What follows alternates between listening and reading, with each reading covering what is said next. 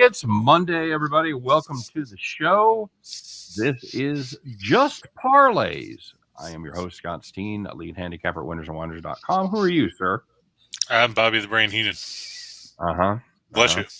Thank you very much. I thought I got the cough button on that. I guess I didn't get it completely. Oh no, you got it, but I could see your facial expression. Oh, all right, very good. Hey, I know it's Memorial Day. You said you don't really like to hear the phrase "Happy Memorial Day," so I mean that's pretty much the oxymoron of the century, isn't it? I understand the logic behind it. So how do we wish everybody a what kind of Memorial Day do we wish everybody? I guess we would probably say safe. Would probably be the best. Memorial Day? Okay, there you go. Because once you get to Memorial Day, you get a lot more of the drunks out there on the roads and everything. So the rookies, it's the rookies, man. I hate driving on rookie days. You mean the noobs? Yeah, the noobs. Yeah, your Memorial Day, your Labor Day, your 4th of July is awful. Of course, New Year's Eve is the worst. Yeah, that's true. There's just no reason for it in this day and age of Uber, where for $20-$40 if you're far away, it costs you $40 to get home. Come on, knock it off. Let's go. Yeah, really. I mean, if you can't afford to pay $40 to get a safe ride home, you probably shouldn't have been out drinking in the first place. Yeah, good point. Unknown Eddie says he's ready today, boys. Let's go get him. Yeah, we got kind of a light card, Chris, between the early baseball games. A lot of Memorial Day games going on in the majors. We got one hockey game, but of course, the NBA. A brief respite here before we get going in the finals. Any surprises as far as the NBA finals go, Chris? G Money in the house, man. What's up? Sorry. I mean, we thought that Miami was the best team in the East, but like we talked about before Game 6, and even though Miami won that one, was the biggest factor that decided that series was availability of players. And Tyler Hero tried to gut it out in Game 7. He played 7 minutes. So he was obviously ineffective. He had no points. And Butler played all 48 minutes. Now, let me ask you, Scott, 2 things about that game yesterday. Number one, Did you like the fact that they went back and reviewed the 3-pointer that Struss hit in the third quarter, where they then ruled he was out of bounds? And 2, if you were Eric Spoelstra, do you endorse Butler shooting a pull-up 3 in the last 20 seconds when you could tie the game with a 2? Well, by the way, G Money said he won the first half over, gave it back in the second half. I blame Butler. I don't know if you can lay it at Butler's feet, but pretty much anybody else but Butler and Adebayo, you could lay it at pretty much. As far as reviewing the play, okay, I'm all right with it. Get it right. They're certainly taking enough roasting for the officiating in the postseason. As far as the shot goes, it's really 2 different questions. If I'm Spoelstra, do I endorse it? Yeah, you have to, because he's your best player, and you have to back him. What about internally? There you go. What do you feel about it internally? You know what? I don't know his mind, but for me, I was okay with it, man. He had a wide open look. He went for the jugular. It's is he known for his 3-point shooting? No. Is he awful at it? No. Can he bangs down some 3-pointers when he's wide open? Yeah, because number one, you've got a wide open look. Your percentage should go up 10%? You would think. Just anecdotally, just pulling that number completely out of my butt, I would say contested versus uncontested probably puts 10% in your pocket. The weird thing was, though, in the regular season, Butler had only taken 19 pull-up threes the whole year. So It was kind of a weird time to pull one out. He was 6 of 19 on those shots. Well, and I don't know how many of them, the thing is, how many of them are that wide open? True. What are the circumstances? I don't know. Could he have driven for the 2? Almost certainly. Almost certainly he could have driven for the tie. So I mean, I guess what they say is the issue that would have been if he drove was in the series when he was guarded by Horford, who was the nearest guy to him there, he shot 27%.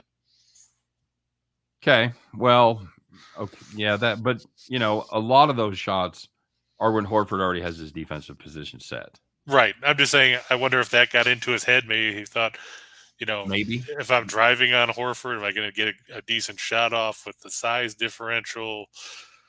If you've got a guy backpedaling like that and you've got the advantage and there's nobody else to help, I think you could certainly say that that's a very high percentage shot. And I guess the other thing is, if I'm in Boston, is why is Marcus Smart shooting the ball 22 times? Well, there's a better question. And he finally, at the end of the game, realized that, hey, I'm not very good from shooting downtown. So he 3 of 10 in the game. He passed up a couple of opportunities for shots beyond the arc late and drove the ball. So with mixed results there. As far as the total goes, still that was a weird line move for me where the game 6 was 201.5, and that one goes off or at least opened 6 points lower. Yeah, I grabbed it at 195.5, so it just went over from there. That's what we had it at as well. But it was ridiculous that it was even a question because they're 157 through 3. Right. So we 40 points, everybody wins because I think. 190, it might have gotten to 197 in some spots, but most of what I saw late was 196, 196.5. Oh, Caesar says it closed at 198. Did it get that high? Okay. Apparently, that's what ESPN listed as the odds from Caesars was Boston by 3 and 198 for the total. Well, it's one of the things that we preach on this show, and one of the things I preach on the show with Scott. It is shop your lines, and every half point counts. A lot of times, most times, vast majority of times, it doesn't matter. But it matters just enough to sometimes make a difference between profitability and being in the red. So there you go. Hey, it's great to be here, guys. I hope everybody is having a great Memorial Day. Appreciate everybody that's taking a few minutes to stop by and chat with us. Of course, don't forget to smash that like button. We certainly appreciate the effort. And, of course, get subscribed to both of our YouTube channels, both the Winners and Whiners YouTube channel and the Max Wagers Network YouTube channel as well.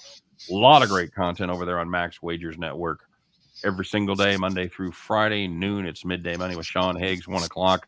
Brings you Morning Wood with Allie Burns, 2 o'clock. Finds you right here with Chris and I talking about dim parlays.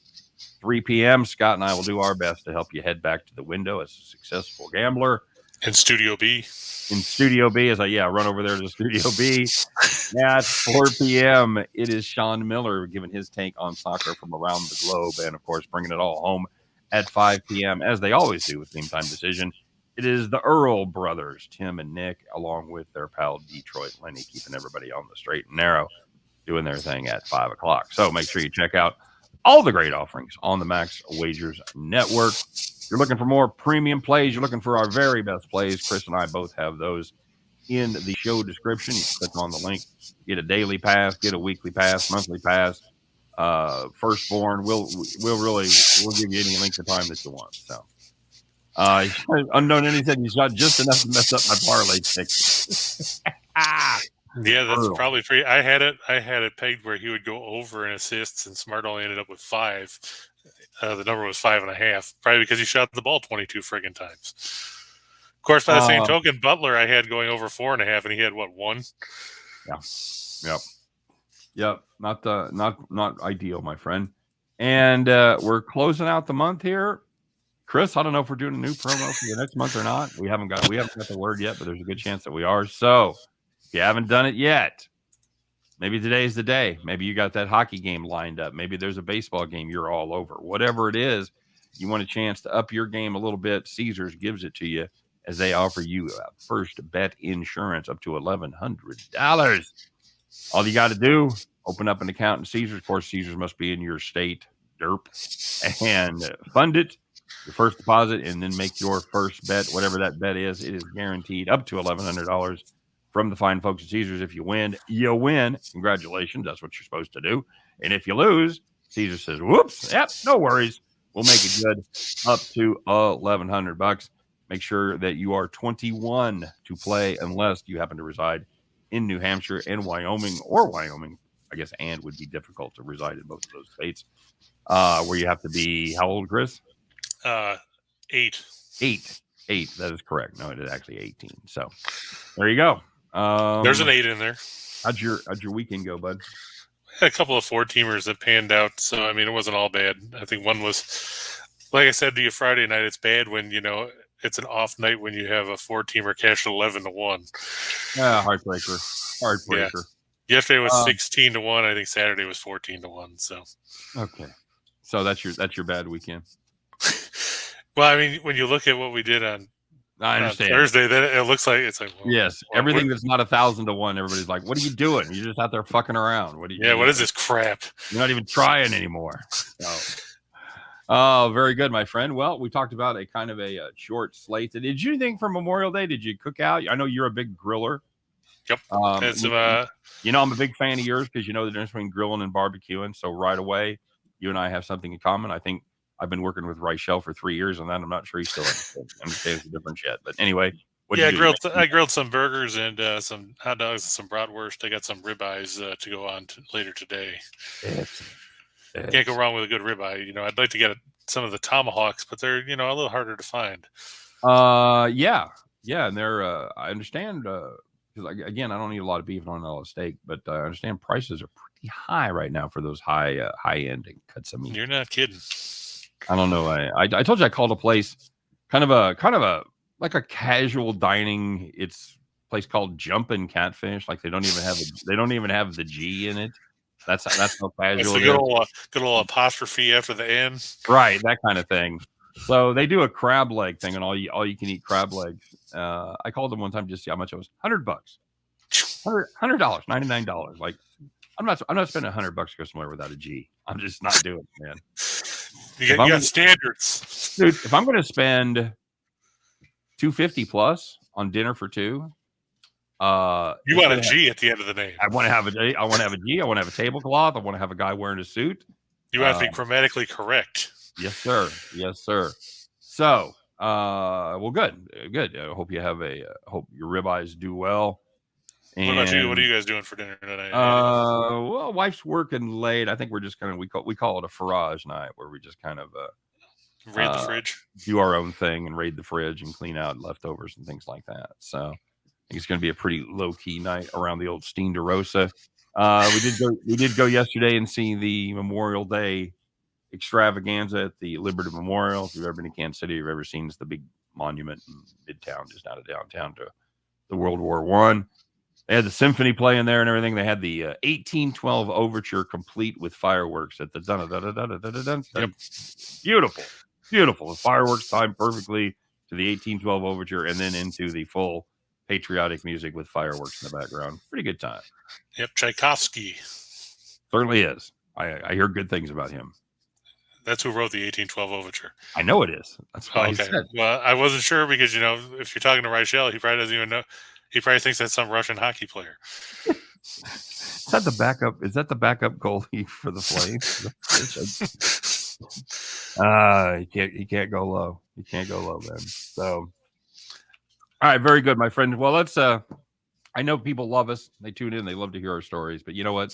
I think they're here to make money, buddy. So let's. They are. Damn it! I didn't get the memo on that. Go earn our paychecks. What do you got for us? All right. Well, we got some exciting Major League Baseball. Too bad I don't see Tim Earl in the chat because it's the New York Mets, the Washington Nationals. Oh, Mike S said that Butler busted up his 11 prop parlay because his assist total was moved to 4+, and like we said, he had 1. Ooh, Mike, you're not alone about how Butler screwed over a lot of things because all he wanted to do was shoot the ball. Didn't get a lot of help from his teammates. Adebayo showed up, and that's about it. Yeah, Adebayo and what? Anybody else score any points? I mean, Butler had 35, Adebayo had 25, and then Lowry had 15, but he shot 4 of 12. Yep. But how bad is it that Adebayo had 4 assists and Butler had 1? They win that game with a healthy Hero. I think they'd have a lot better chance. Okay. I mean, you look. Lowry was 4 of 12. Oladipo was 4 of 12. They were combined 2 of 13 from 3-point range. They probably could have been, if they had a healthy Lowry and a healthy Hero, they probably would have won. All right. I mean, okay. I was just curious. That's like the saying goes, though: if your aunt had balls, she'd be your uncle. That's what they say. All right. All right. So this is a fine matchup here. By the way, this game tomorrow is going to be quite a pitcher's duel. Just saying. Oh God, is Adon pitching again? No, he just threw Saturday. No, but I will say, it's Corbin. So, oh God. Well, at least he's coming off a win. Keep an eye on the win today. Wherever you are, wherever you're watching those games, there's a good chance if it's east of the Rocky Mountains, there's a good chance there's a fucking wind blowing out of the south. So yeah, I'm double checking now because I found a good follow for weather and stuff on Twitter. It's Ballpark Pal. You ever seen them? No. They break down what the wind is and what the impact is going to be and everything else. They break down the weather forecasts, how it could affect a home run percentage and all that. They're actually projecting the wind to blow about 8 miles an hour towards right field. Okay. So they've got the wind impact as low there. Yeah, that's not bad. Anything single digits isn't that big of a deal.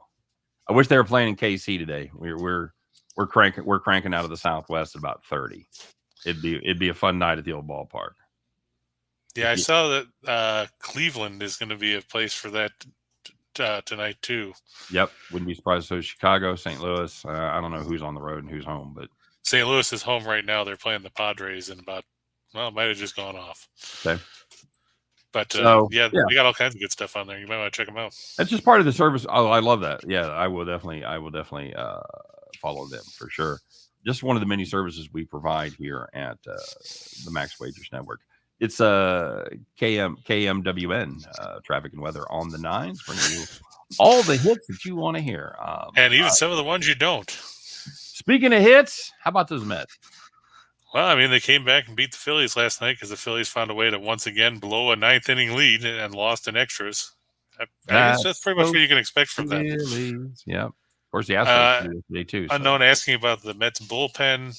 While they did use 5 relievers yesterday, nobody went more than an inning. And most of these guys aren't very good because, I mean, do you really think that you want to rely on Adam Ottavino and Steven Nogasek and whoever the hell this guy is? Jolie Rodriguez.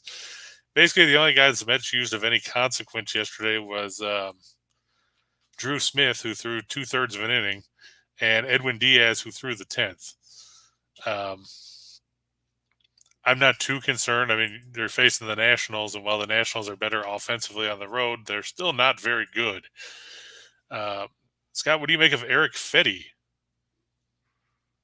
You know, he's got a better ERA than he probably deserves for how he's pitched this season. I want to fade him, and then he goes out and pitches like he did last time and absolutely handcuffs the Dodgers for 6 innings, giving up no runs, 4 hits, and a walk. Yeah, he's got a 4.17 FIP. That's what I'm saying. So he's pitched a little better than some of his primary stats. I mean, he's pitched worse than his primary stats would indicate. He's a guy that's going to go out there and he's going to give you 5, most likely. He's going to probably keep you in the game. He's a guy that's not likely to go up and give up 5-6 runs and get beat up out of the ballpark. You're gonna leave with a puncher's chance. He's going to give up 2 or 3 runs in 5 innings, most likely. So, I like this pitching matchup, though. I really do. Peterson has pitched very well so far this season, and the Mets need somebody to pitch. Yeah, he's been. He hasn't been quite as good at home as he has been overall, but it's still both not a huge drop off there. Somebody's asking about the bullpen usage, and that's what I was just looking at when I was talking about.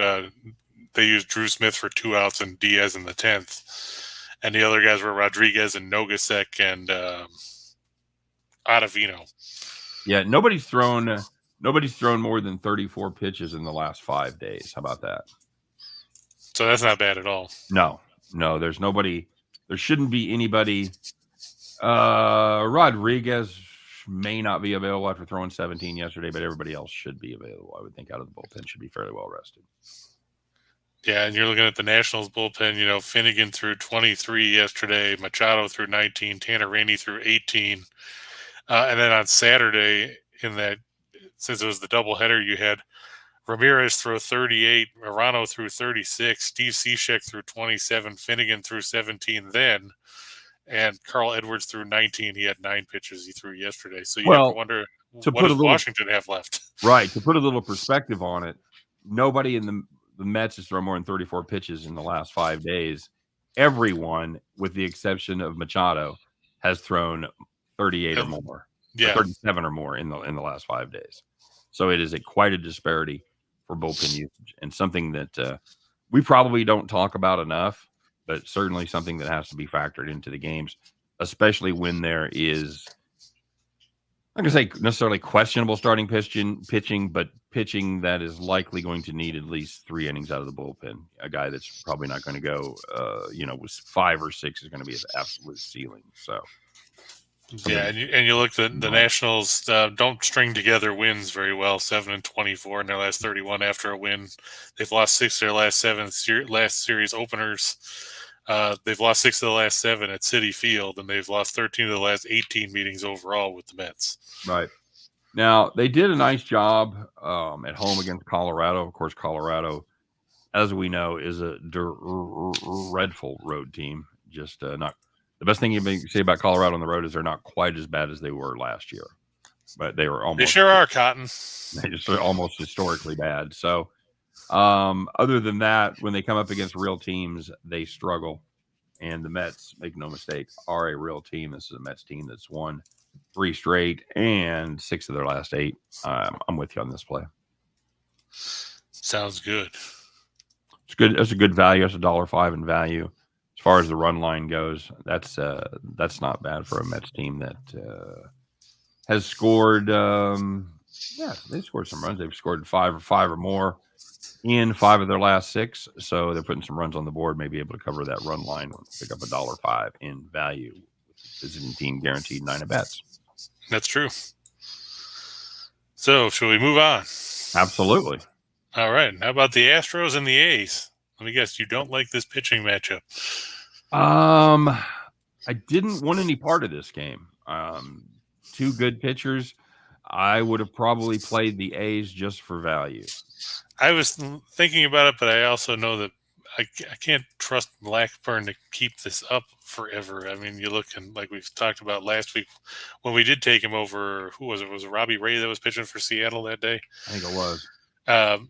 Blackburn now has 5 wins this season. In his 5-year career coming into 2022, he had a total of 6 wins. Okay.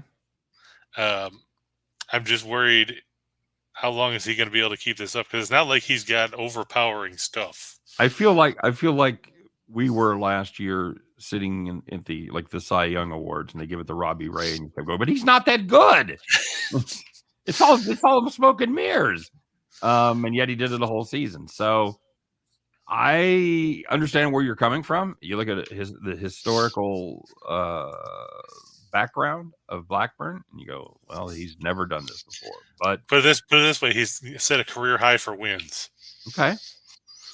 How old is he? He is actually 28. Okay. All right. So he's toiled for a while.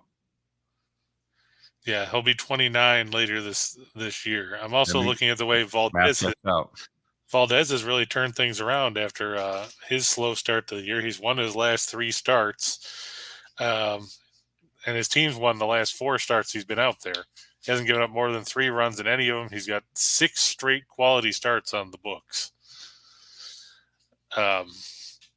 So it seems like he figured things out after getting roughed up. Ask me how that went with Joe Musgrove this weekend.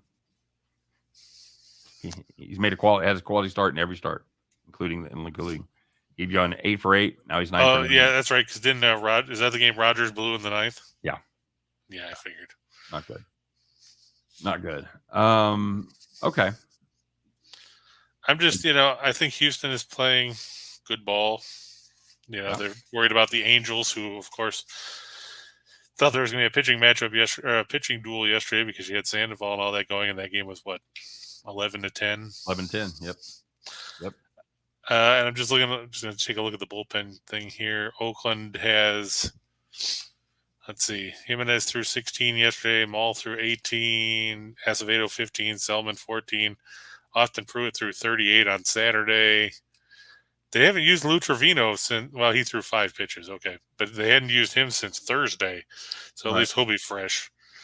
Yeah, this is an A's bullpen that isn't fantastic, and they're worse at home with an almost 5 ERA. They're at the unfriendly confines of Oco or Alameda County, or whatever the hell they call it now. I don't what is it now, The Chris? dump. The dump. It's. You ever been there? No, I think they call it Ring Central Coliseum now. That's right, Ring Central. It's, by the way, it's awful. It's awful. The toilets back up when it rains, and it's a nasty place. Of course, it's made up for by the friendly, welcoming football fans. They're happy to see you. They're cheering for the opposition. Well, I mean, can you really root for anybody that's played there? I mean, of course the Raiders are gone now, and I don't think they play much college there. No, I meant, generally speaking, I was there for a football game. Well, I can imagine they probably wouldn't have welcomed you with open arms. No, they do not. There's no friendly rivalry. There's no camaraderie.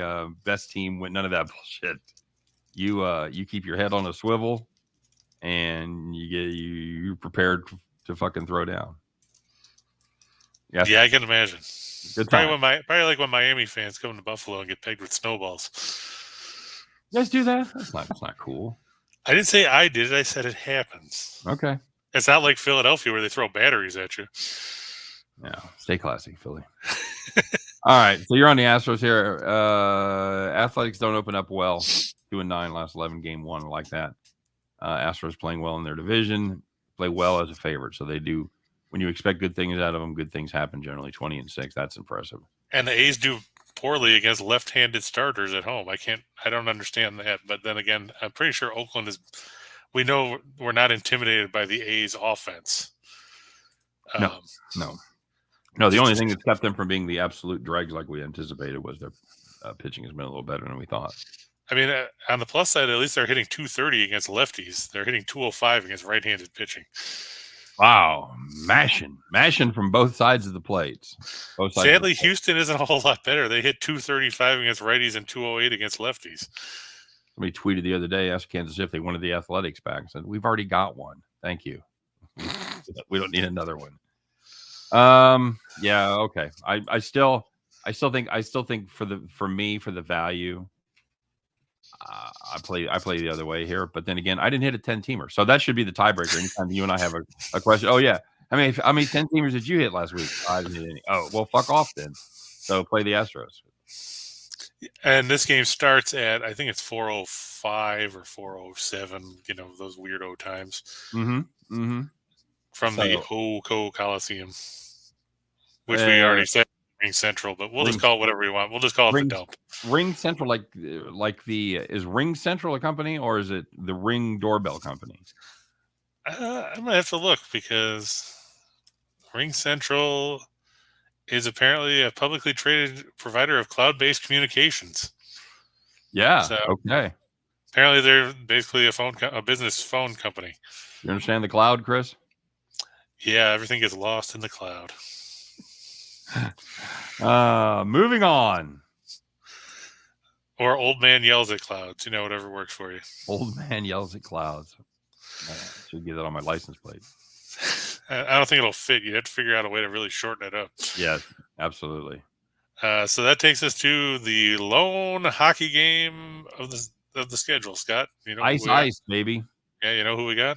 Right down near your neck of the woods. Well, close enough. It's more in Tim's neck of the woods, but Well, Tim's not co-hosting the show today, so Tim's not here, man. How close is Raleigh to you? It's about, I want to say 3.5, maybe 4 hours. Okay. Charlotte's like 2. We're basically right. Charlotte's like 2, and Atlanta's like 2. So you leave now, you could make it.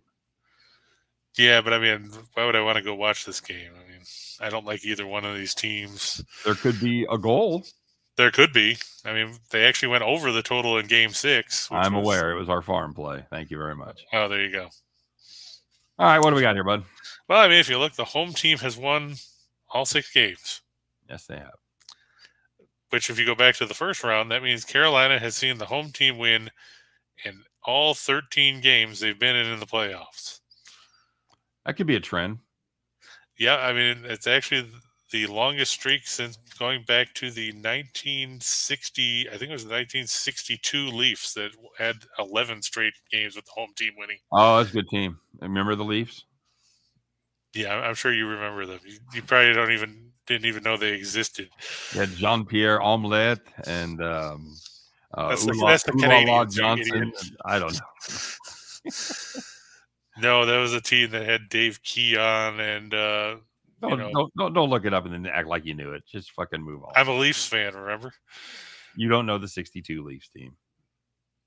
I can tell you Bill Barilko got killed in a plane crash after the 1964 Stanley Cup Finals.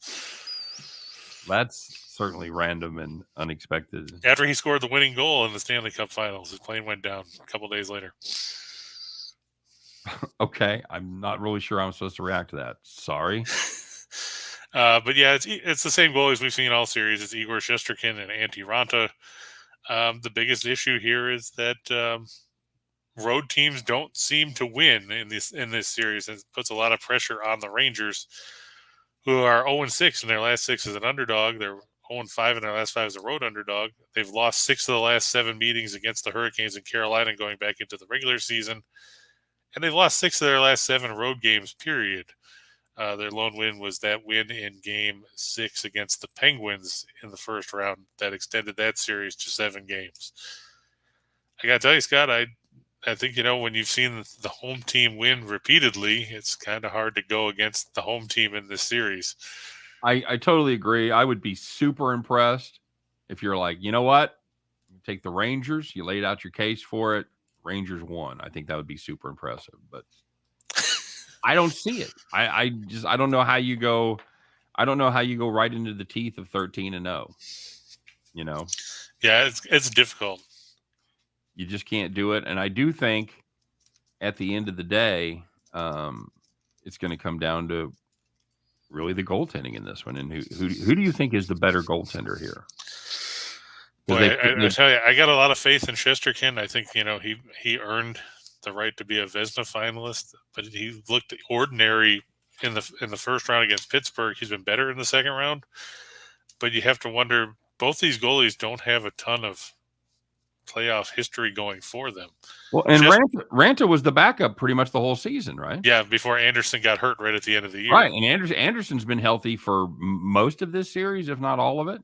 Yeah, and they haven't put him in. I guess he wasn't even in the backups goal during warm-ups this morning. They had Kachetkiv in there. So apparently they're just going to roll.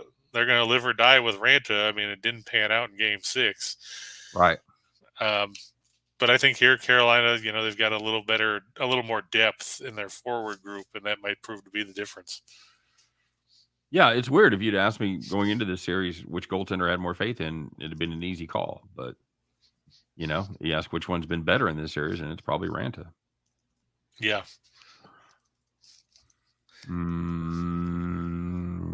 Yeah, you mentioned the underdog stuff. That's just not good. Of course, that's all playoffs there too. So right. Okay. I don't. Do you think there's value at 145? I've seen it as high as like 160. So right, I have seen it higher than this. So basically, you're saying they play this game 5 times. Carolina wins it more than 3. Yeah, I would say so, especially being at home. And you look at the home games in this series, and the Rangers have scored a total of 2 goals in 3 games on the road, compared to 12 at home. Why is there that dramatic home field advantage or home ice advantage? I mean, obviously the crowd is there. That helps, certainly. But and there's always more the way the calls go. How do you attribute that? Well, some of it too is the fact that, when you're on home ice, you get the last line change. So if you're the visiting team and you roll out your number 1 scoring line, I'm going to bring out the guys that are going to grind those guys into the dirt. Right. So you get more favorable matchups. If they roll out their 3rd or 4th line guys, you put your top line guys out there. So it gives you the opportunity to get an advantage, basically off every stoppage. And sometimes you can steal goals that way. Right. Right. And that's probably an underrated part of hockey that you don't hear that much about, generally speaking. True. I mean, and you're looking here too. If you look at the series, Carolina has outshot the Rangers in 5 of the 6 games. The only game they were outshot was game 1. They were outshot 28-26. So you're putting a lot of pressure on Shesterkin to keep you in the game, because the last 2 games, shots on goal were 34-17 and 39-25. You're looking at some ugly numbers. Right. Yeah, it definitely sounds like the Rangers defense is kind of heading the wrong direction. And it brings up the ever favorite quote from Rocky 3 when Rocky's trying to fight Clubber Lang in the rematch. And he says, "Tomorrow, there is no tomorrow. There is no tomorrow for one of these teams." That's right. There is no tomorrow. Well, that's I mean, yeah, actually, there's going to be a tomorrow for both these teams. But not for this season. Unless they get in the plane with the guy from the 64 Leafs. It may not be tomorrow, but yeah, it's going to, one of them's going to be involving being on a beach. The other one's going to involve getting ready for the next round of the playoffs. So Hurricanes here -145. Do you want to get involved with the puck line in a low scoring series like that? Well, I mean, there's value there. I mean, if you look in this series, even though it's been low scoring, the only game that was decided by 1 goal was game 1, which was the overtime game. Everything else, Carolina won 2-0. The Rangers won 3-1 and 4-1 at home. Then Carolina won 3-1 at home, and then the Rangers won 5-2 on Saturday. So, I mean, I think there's value there, because it seems like if you win, you're going to win by multiple goals. That's just the way it's been. It was the same way in the first round for Carolina with the Bruins, where every game before Game 7 was decided by multiple goals, and Game 7 was only a 1-goal game because the Bruins scored with 20 seconds left. Right. Okay. All right. Very good. What else you got? Well, now we get to the fun part of the show, because there's not a whole lot to talk about. We got an NBA, so let's make some money, buddy. All right, and we get you guys back to your barbecue early tonight. Hey, why not? Now, see, I put those in there like we talked about. I forgot to change the font, but that's okay. Down at the bottom. Oh, okay. I didn't read down far enough. Okay, very good. Yeah, right. I mean, I don't like the returns on the money lines, but that's just mainly because the Dodgers one is so ridiculously high. But it lets everybody know. It gives everybody an idea of the difference in the payouts. So, and you can, and if you want to cross them up, you can do that. Chris doesn't have unlimited time, so it's not like you're going to map out every possibility of your 4-team superfecta box. But yeah, it would be kind of tough to try and how do I know if you want to take the Red Sox on the run line and the Mets on the money line, or vice versa, or whatever else? Right, and it just gives you an idea of what the difference in payouts is to play the money line versus the run line. Okay, very cool. So the first one there, you got the Red Sox. We didn't talk about them, but it's Rich Hill going against Tyler Wells again. Okay. We talked about Tyler Wells a little bit last week. Well, we were contractually obligated to do so, but I forget who he pitched against, but it was somebody from the Yankees. What was that game? Was it the new kid? The new kid from the Yankees? Oh yeah, that's right. He pitched against Sears. Yeah, and he wasn't bad. He gave 2 runs on 5 hits, no walks, 2 strikeouts in 5 innings. You think Rich Hill's found a little something, bud? I think Rich Hill's older than dirt. I mean, I remember when he was a rookie pitcher for the Cubs way back then. He's had just one quality start this season, and it's mainly because he doesn't go long enough. He tends to go maybe 5 innings. He's made it through. He's made it out of the 5th one time. Yep, I see that. That was in that game against Texas. Mm-hmm. But I think if he goes 5 against Baltimore, I mean, let's take a look at what these bullpens look like, because there's been a lot of high scoring games in that series. Let's see. Yesterday, Boston only had to use Phillips Valdez and Tanner Houck, who threw 14 pitches. Meanwhile, if you go to Baltimore, they used Cody Sedlock threw 71 pitches yesterday. Dipplin threw 73, and Keegan Aiken threw 46. Aiken out of the that's in the last 3 days. Yeah, he threw 46 on Saturday. I know they're using him out of the bullpen now. Yeah, I think he was. He piggybacked off somebody else. Oh, okay. Okay, so Dipplin and Sedlock are done. Yeah, Egan's probably got to be limited, I would think. Yeah, if they're gonna use him as in a relief role, I would think he would not have more than 2 innings in him. Everybody so else, they're probably down to like Dylan Tate and a bunch of guys you don't want to talk about because you never Jorge Lopez. That's where he ended up. Very nice. All right, Jorge Lopez. What? I said Jorge Lopez. Dude, really? Do that? It's Jorge Lopez. Okay. He used to pitch for the Royals, right? Yes, he did. So speaking of pitch for the Royals, so did Jake Diekman, and he went 43 yesterday, and he's their primary lefty out of the bullpen. Oh, they have Matt Strahm there too. Speaking of shitty lefties from the Royals, very good. So everybody else, I would think, should be available out of that Red Sox pen, other than Diekman. Diekman's burnt; he's done. But everybody else, I didn't realize they threw him that much. Well, no, that's 43 in the last 3 days. He threw Friday, 21. Oh, I'm sorry, Friday. My bad. Yeah, 21, 22. So 43. Okay, so he's probably okay then. He's probably all right. Boy, where's Brandon Workman when you need him? You know. Good name. All right, very good. The Dodgers are playing the Pirates. It's the got Dodgers. So caught up with putting all the lines in there so people could see the difference in the money lines or the run lines. I left the Pirates off. The Dodgers in midseason, man. It's you're going to start to see those 300s in there. Yeah, it's Walker Buehler against Zach Thompson.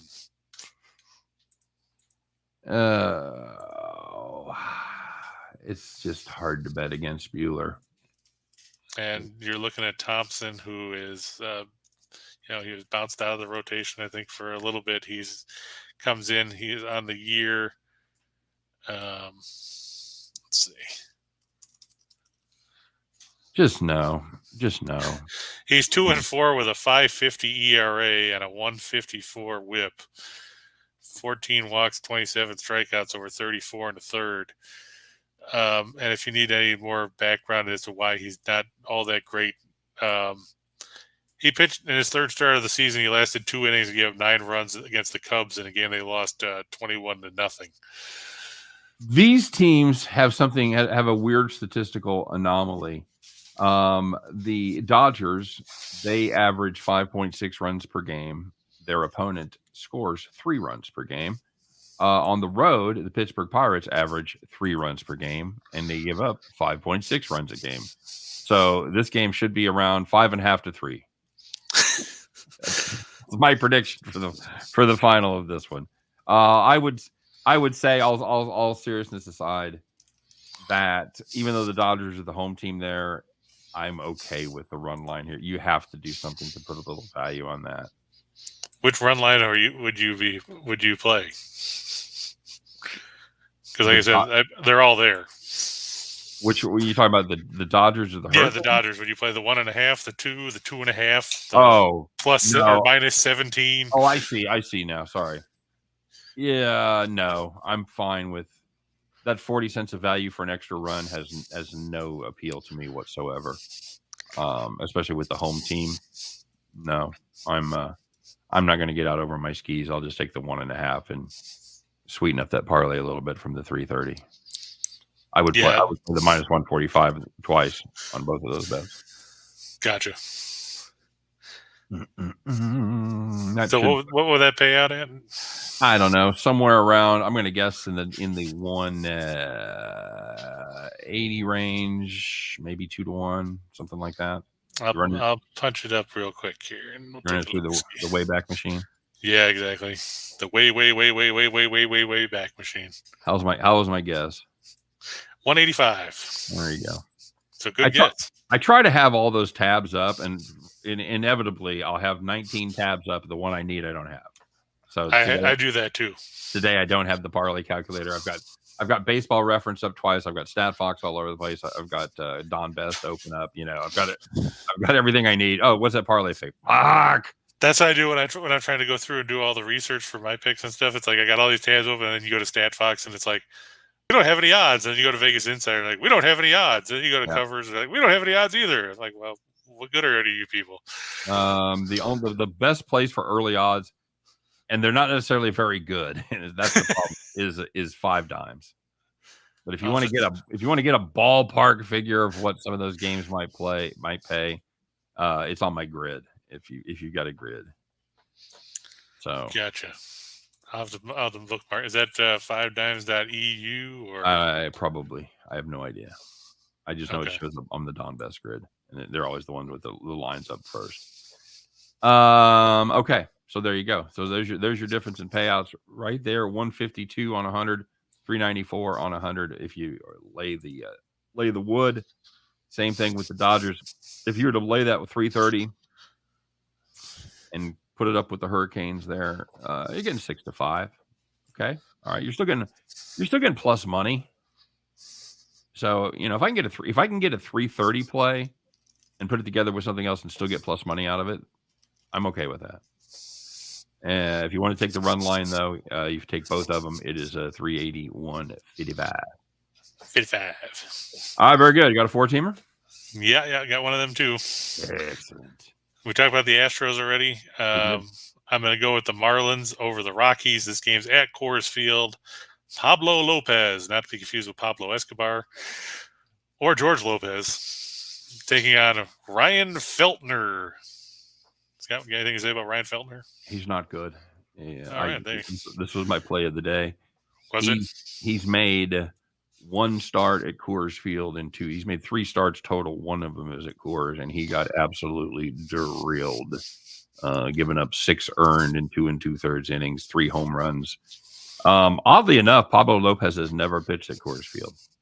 So you've got 2 guys pitching that have 1 game experience in Denver there. So and on a long shot alternative there, if you were to try to play the old, will this guy hit a home run parlay? One guy you might want to back is Randall Grichuk for the Rockies. He's Grichuk, whatever. Yep. We'll call him Grimace. Because they wear purple uniforms, it works. He's faced Lopez twice. He's homered twice. Pretty good track record. Very good, very good. That's good to know, sir. I'm just looking at the weather in Denver. It's a little chilly, so I'm thinking they're behind this front, but I'll see how much wind they're getting.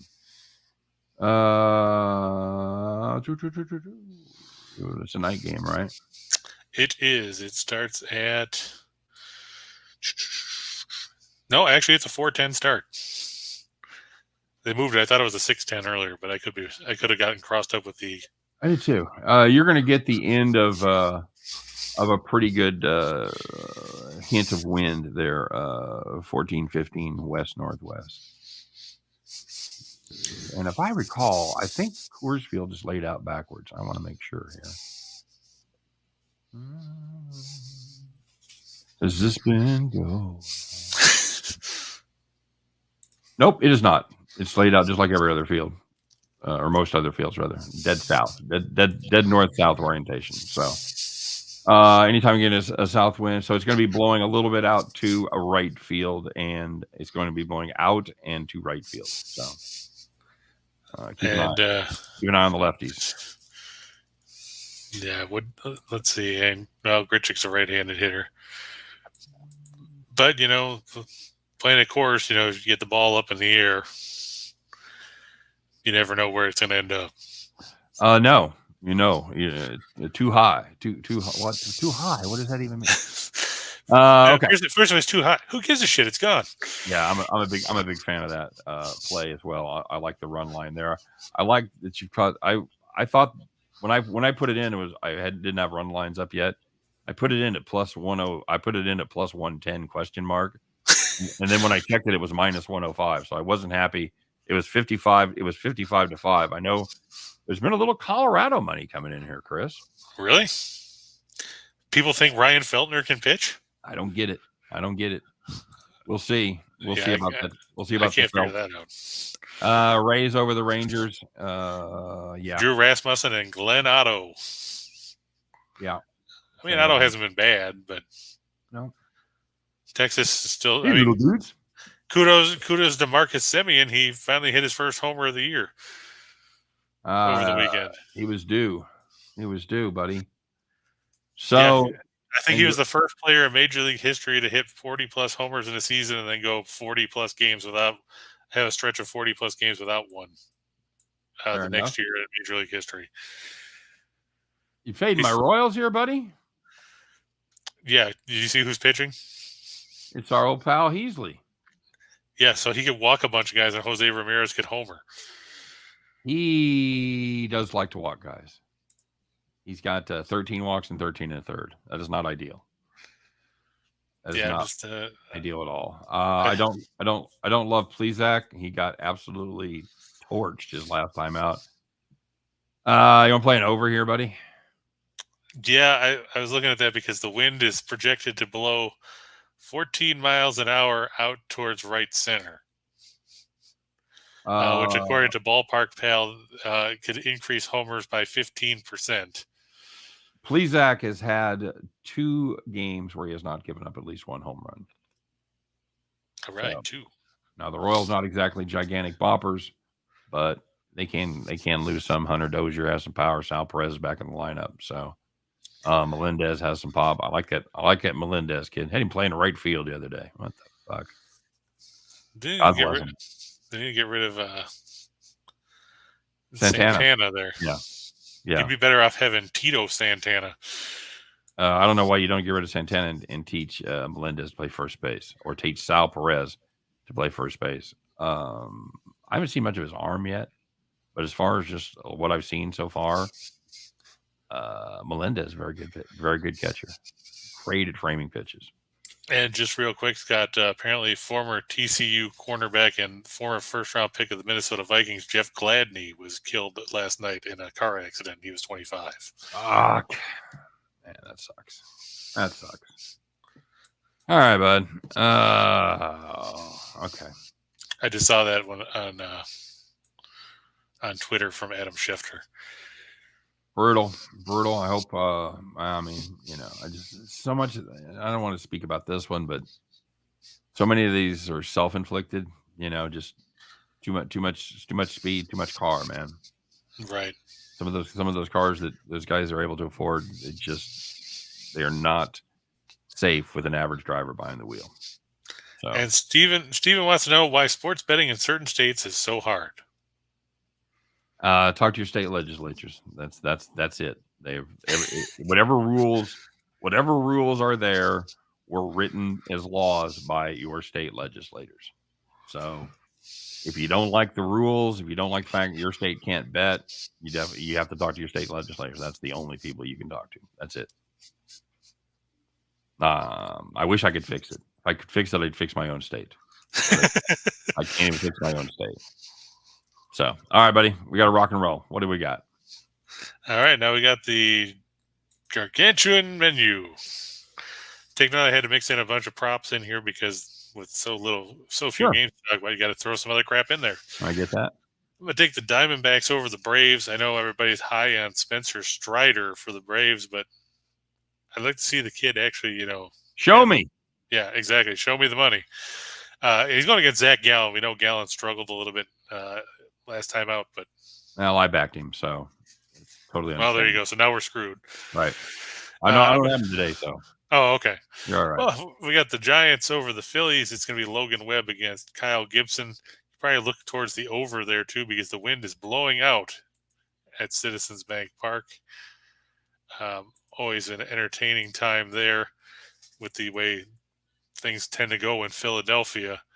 They project the winds 8 miles an hour towards right center, creating a run effect of plus 14.2%, and home runs could increase by 35% over a normal day. That's impressive. I know. So watch out for that. Because Citizens Bank Park has the smallest outfield in the league. What is that? What is that? Gas Buddy? Parlay Pal? What the hell is it called? Ballpark Pal. Ballpark Pal. All right. Trey Turner over a hit and a half. Yeah, he's got a 22-game hit streak coming into today. Very nice, and you also have to take into account who they're playing and the fact that when you're churning the lineup, you're maybe going to grind out an extra bat there. Maybe you'll get that 5th or 6th at bat, and we normally True. Get. So it does give you more opportunities. Pablo Lopez. Especially when he's near the top of the order. Pablo Lopez over 5.5 strikeouts against the Rockies. That's plus money. That's a nice play there. I don't hate that. Yeah, I had Bundy because I didn't realize that game started at 110. I thought it was 210. Okay. So let's just see what he did. It's 9 for the show. Yeah, he's at 3 right now. Okay. So I guess he's not terrible, but Canes in regulation. Yep. None of the one of these went to overtime or none? Game one. Game one went to overtime, right? Okay. Under 5.5. Yep, I'm going back to the under. I just don't think that we're going to see an offensive bonanza again. Agreed. Shesterkin over 31.5 saves because he's going to have to do stuff to keep them in it. Fan of that play for sure. Yeah, then Trocheck and Svechnikov both to go over 2.5 shots. Trocheck's a good third line guy, but he's put some pucks in the net during the playoffs. Svechnikov is the one of Carolina's top scorers. He's going to need to shoot the puck too. Now, since one of these games has already started, these numbers aren't quite accurate. They'll be better though because now it's not minus 160. So for Bundy. Yeah, true. That was well, they're not going to be better for 9-teamer, but it won't take quite as big a hit. So, but still, it gives you the idea on a $100 bet what those would pay. 101 grr. Yeah, that's with the money lines for the Diamondbacks and the Giants. Yep, there you go. Compared to the run lines. It's at your hands. It's at your fingertips. You got it right there. This is going to, if you had another one of these, it's going to sting even more because everybody got to see the potential payout and then didn't play it. So now you're like, oh, I had no idea. Before it was like, I had no idea what would pay that much. But now we're showing you that for your $100 bet, you could change your life, at least change the next couple of years. And for that, you can blame Scott Steehn. That's Steehn. I just thought it'd be nice to see, bud. His address is on the internet because Bronco Devil sent him a hat. So yeah, send me a hat. So if you want to put together a group to rally with pitchforks to burn down his condo, you think people are going to be mad at me because I suggested showing the potential payouts? So then when they don't play them, they saw the payouts. They're going to be mad at me. Yes. What kind of convoluted fucking logic is that? Because it was your idea to put that up there. Otherwise, they could have just pled ignorance. Well, they'd have found out the next day when we bragged about it all over social media. But yeah, but then they didn't see it before that. So fair enough. All right, yeah, come at it. I'm cool. Good luck getting past the gates. That's all I'm saying. Chris, any final thoughts? No, I mean it's tough with having all these early games, like you said. It throws off a lot of the schedule. So take advantage of the games that haven't started yet. Of course, you'll see the second game of the exciting Cubs Brewers doubleheader with the opener going with two guys you've never heard of on the mound. The nightcap will have Ashby and Smiley. Wind blowing out at Wrigley, so could see a lot of runs there. Enjoy. Last time I faded that 11.5 with the wind blowing out. They just was the Diamondbacks hitting 35 home runs. Fucking laughed at me. I think it was 14 after 6 or whatever. So yeah, it didn't pan out. So all right, guys, that's it for the show. We appreciate everybody stopping by. As always, please continue to have the rest of your Memorial Day weekend. Hope it's good. Hope it's safe. Hope you eat some good chow, spend some family time, all that stuff that everybody enjoys doing. So have a great day. We'll be back at it tomorrow. Stay tuned for Scott and I coming up at 3 p.m. Eastern time in just a couple of minutes. And tomorrow, Chris and I will be back to do our thing as we talk about everything under the sun. But really, we try to get to just parlays. All right. We'll see you then, guys. Take care.